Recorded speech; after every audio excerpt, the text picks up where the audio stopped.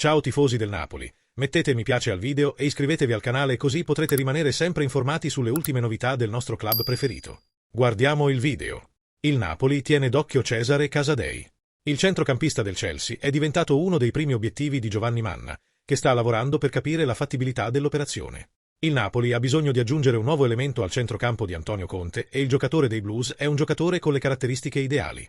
Le prossime ore potrebbero essere decisive. Il direttore sportivo sta cercando di studiare la formula migliore per poter presentare al Chelsea una proposta ideale, ma Casadei non è l'unico nella lista di Manna. Si prevede che nelle prossime ore il Napoli presenterà un'offerta iniziale al Chelsea per riportare Cesare Casadei in Italia.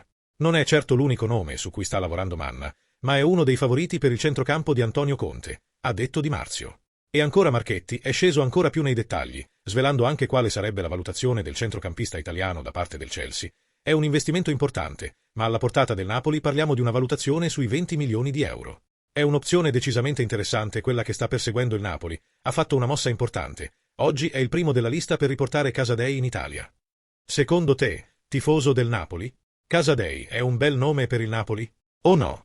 Lascia la tua opinione sul video e iscriviti al canale. Forza Napoli sempre!